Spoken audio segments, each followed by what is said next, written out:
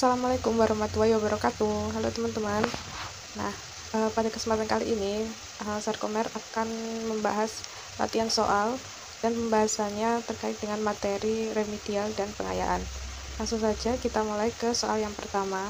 Salah satu prinsip merancang program remedial bagi peserta didik tampak dalam kegiatan guru adalah A. Membuat rancangan pembelajaran khusus untuk siswa peserta remedial. B. Menggunakan rancangan pembelajaran yang telah dibuat dengan memperhatikan hasil temuan analisis evaluasi belajar siswa.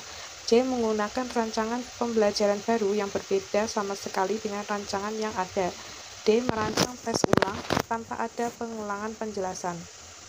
Nah, kira-kira rancangan untuk program remedial bagi siswa itu dari option A sampai D, pilihan mana yang paling tepat?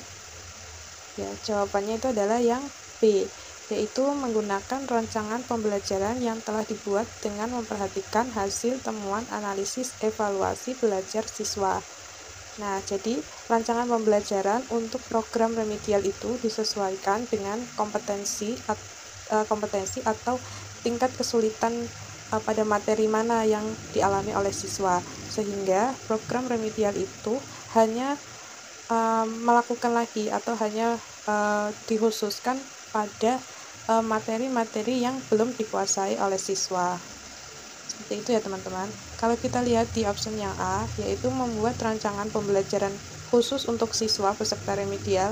Nah, ini sebenarnya belum terlalu jelas karena pada option tersebut hanya disebut pembelajaran khusus seperti itu.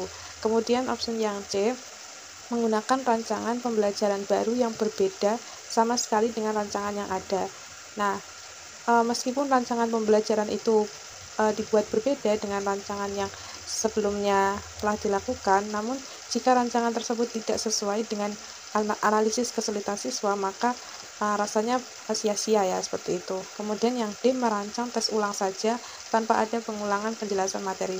Nah, ini salah ya teman-teman, karena kegiatan program remedial itu tidak dilakukan dengan pemberian penilaian saja, harus ada perlakuannya terlebih dahulu dengan melakukan metode yang sesuai dengan hasil ketuntasan klasikal pada siswa. Oke, kita lanjut ke soal yang berikutnya.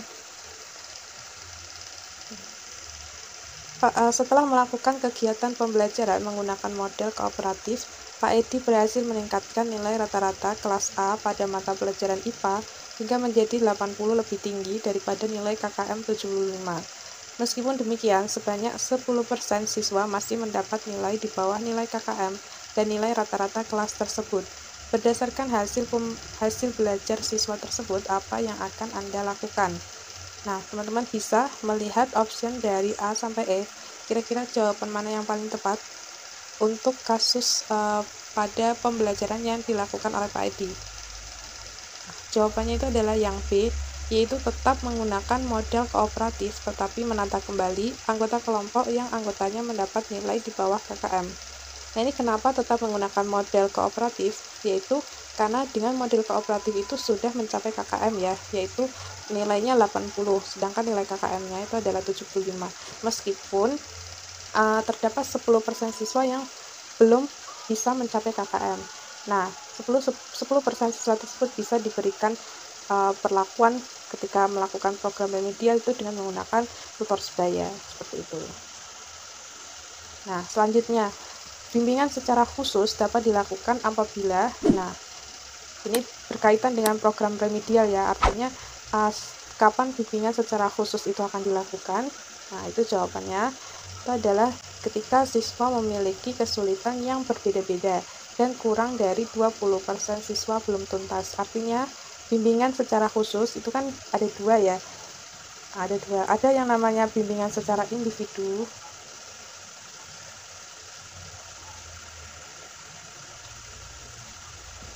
ada yang namanya bimbingan secara kelompok.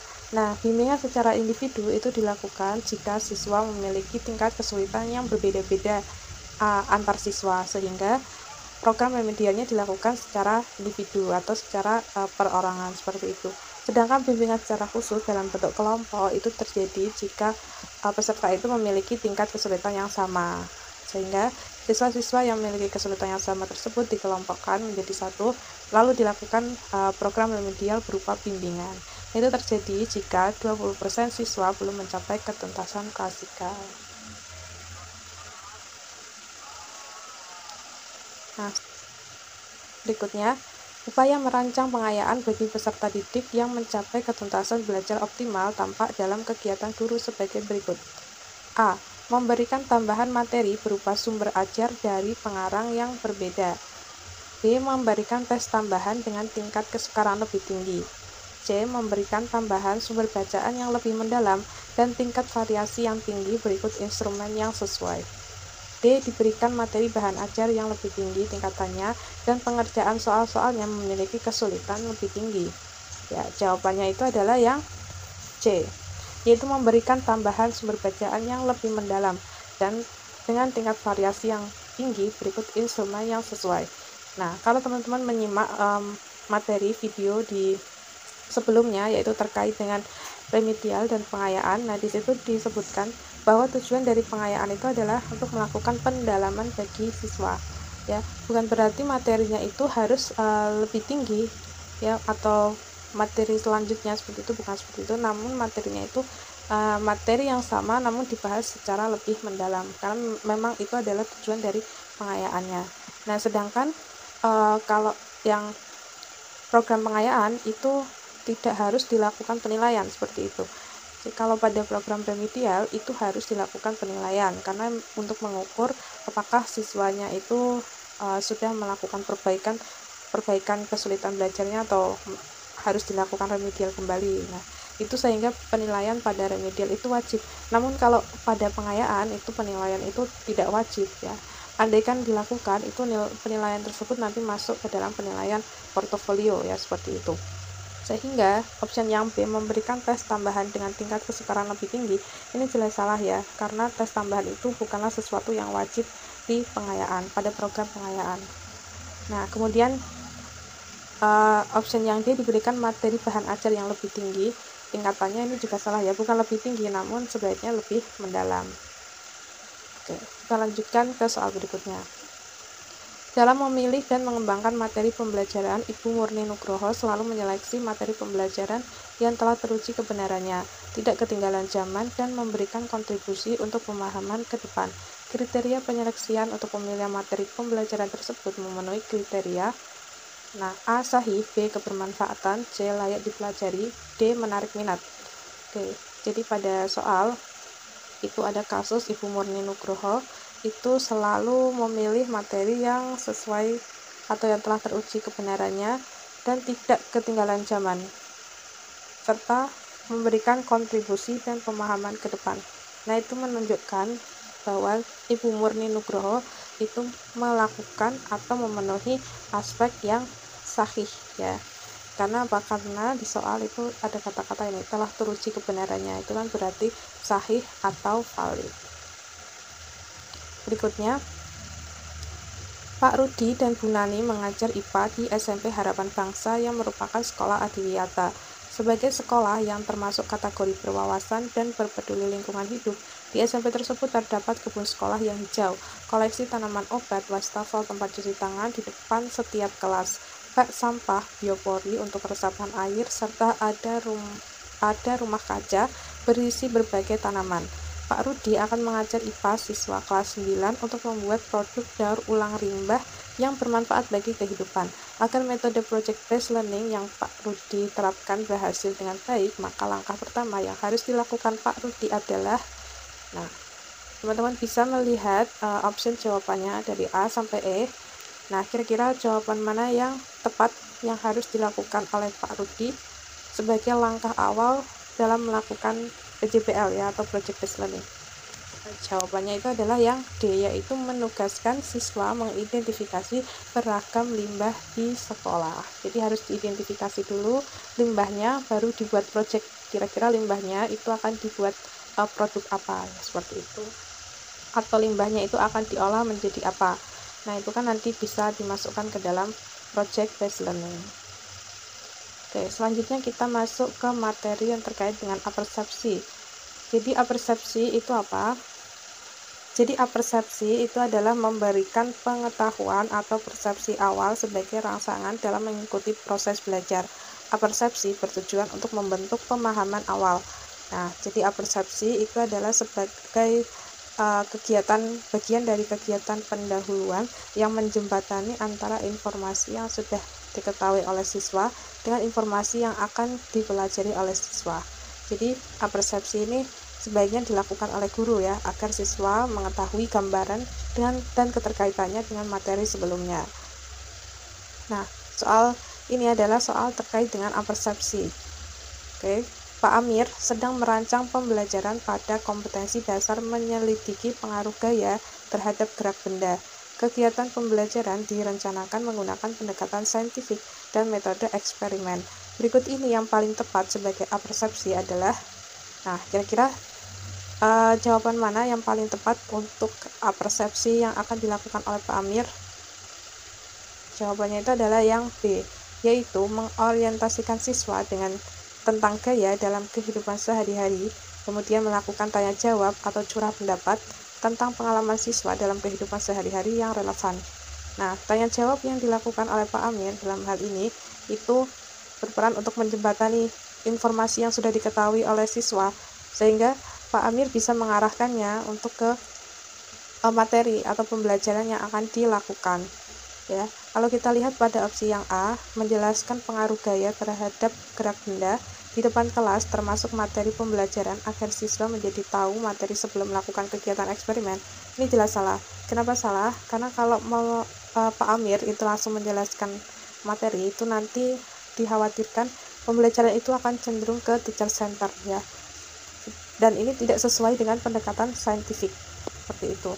Kemudian kalau kita lihat yang C, yaitu mendemonstrasikan hasil-hasil kerja gaya terhadap gerak benda di depan kelas, kemudian mencontohkan cara melakukan penyelidikan. Nah, ini juga salah ya, ini lebih masuk ke bagian mengamati pada kegiatan inti ya, sedangkan apersepsi itu kan masuknya ke kegiatan pendahuluan. Kemudian yang B, siswa diminta untuk membaca bahan ajar materi tentang pengaruh gaya terhadap gerak benda pada berbagai literatur. Nah, ini hanya membaca ya, membaca itu bukan termasuk kegiatan apersepsi karena tidak ada interaksinya antara guru dengan siswanya seperti itu. Kemudian yang E, menjelaskan prosedur eksperimen untuk menyelidiki pengaruh gaya terhadap gerak benda. Nah, ini sudah masuk ke bagian kegiatan inti ya, yaitu kegiatan inti melakukan percobaan, sehingga jawaban E itu kurang tepat. Jawaban yang paling tepat adalah yang B. Soal berikutnya, dalam merancang pembelajaran, Bu Rina merumuskan indikator pembelajaran. Siswa dapat menjelaskan ketelitian menggunakan alat ukur standar dibandingkan dengan alat ukur tak standar yang lazim digunakan dalam kehidupan sehari-hari. Bentuk apersepsi berikut yang paling sesuai untuk indikator tersebut adalah, jadi ini tentang pengukuran ya teman-teman, pada materi pengukuran. Apersepsi yang paling tepat itu yang mana? Jawabannya itu adalah yang E, yaitu meminta siswa menceritakan pengalamannya dalam mengukur suatu besaran tertentu, kemudian melakukan tanya jawab. Nah, ini hampir sama dengan soal sebelumnya ya. Jadi tanya jawab itu berfungsi untuk guru ingin mengetahui gambaran atau pengetahuan awal siswa yang nantinya dijadikan bekal untuk melakukan pembelajaran yang selanjutnya ya, seperti itu. Kalau kita lihat opsi yang A, menunjukkan hasil mengukur dengan alat ukur standar dan alat ukur tak standar pada suatu besaran tertentu. Nah, ini sudah masuk ke bagian kegiatan inti ya teman-teman, sehingga kurang tepat. Kemudian yang B, meminta siswa melakukan kegiatan pengukuran, ini juga sama, sudah masuk ke dalam kegiatan inti. Yang C, mendemonstrasikan cara mengukur suatu besaran tertentu menggunakan alat ukur tak standar, ini juga sudah masuk ke kegiatan mengamati ya, atau kegiatan melakukan percobaan, itu sudah masuk pada kegiatan inti. Yang D, mendemonstrasikan, ini juga kurang tepat ya, hampir sama alasannya antara A sampai D, yaitu sudah masuk pada kegiatan inti. Oke. Pak Adi melakukan evaluasi terhadap kegiatan pembelajaran yang menemukan bahwa hasil belajar siswa pada aspek pengetahuan belum mencapai KKM 80. Setelah mengkaji jawaban siswa, Pak Adi mengetahui bahwa siswa tidak mampu menerapkan konsep pesawat sederhana untuk menjelaskan tuas pada struktur kerangka manusia selama ini. selama ini hanya menggunakan alat-alat dalam kehidupan sehari-hari sebagai contoh pembelajaran tuas. Pak Adi juga menduga bahwa siswa hanya menghafal materi yang dipelajari dari buku pegangan siswa dan penjelasan guru. Berdasarkan informasi tersebut, tindakan yang paling tepat untuk dilakukan agar masalah tersebut dapat diatasi adalah, jadi ini terkait dengan pesawat sederhana. Nah, pesawat sederhana itu kan banyak sekali contohnya. Misalnya ada yang namanya tuas atau pengungkit, ada yang namanya bidang miring, dan ada yang namanya katrol. Nah, Pak Adi ini biasanya menggunakan contoh pesawat sederhana, misalnya contoh tuas, itu dalam kehidupan sehari-hari. Misalnya dengan memberikan contoh gunting atau jungkat-jungkit atau gerobak. Itu kan sesuai dengan prinsip pesawat sederhana. Padahal pesawat sederhana itu juga bisa ditemukan di struktur kerangka manusia. Dan siswa itu masih kebingungan untuk menerapkan konsep pesawat sederhana tersebut pada sistem kerangka manusia. Dan sebaiknya tindakan yang tepat dilakukan oleh Pak Adi itu adalah yang mana, teman-teman? Dari A sampai E, kira-kira jawaban mana yang paling tepat yang harus dilakukan oleh Pak Adi?